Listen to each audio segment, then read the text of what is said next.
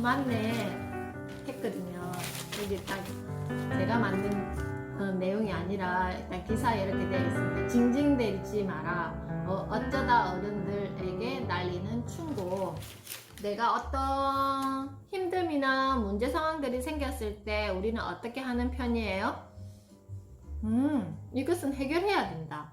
아니면 왜 또 이게 나한테 이런 일이 생겨가지고 정말 짜증나네? 아니면 이걸 어떡하지? 이거 나는 모르겠어?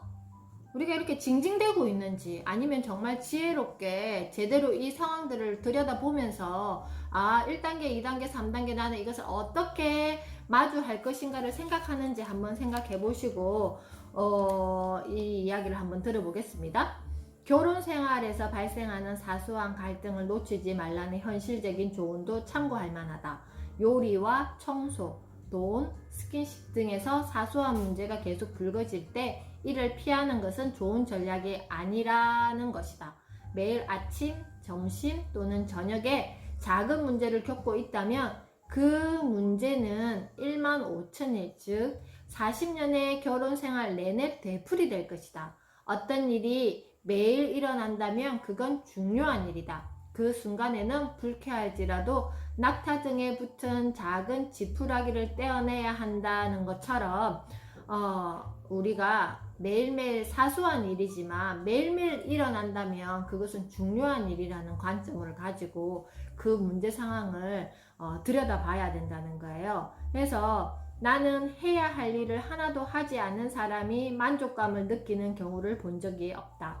우리는 시간을 인식하는 동물, 즉 반복적인 게임을 불가피하게 끊임없이 하고 있음을 아는 동물이다. 미래를 아무리 무시하려 해도 소용없다. 도망치는 것은 불가능하다. 단기적이고 충동적인 목표를 버리고 더 큰 목표를 가져라 라고 이야기했습니다. 그래서 일을 할 수 있는 사람과 할 수 없는 사람들 간의 위계 구조는 반드시 생겨난다. 실제로 어떤 문제가 있다면 당면한 문제를 가장 잘 해결할 수 있는 사람이 가장 높은 자리에 올라야 한다. 이거죠. 우리가 매일매일 발생하는 어떤 작은 사소한 문제, 나에 대한 문제도 마찬가지, 아이에 대한 문제도 마찬가지, 가족에 대한 문제도 마찬가지.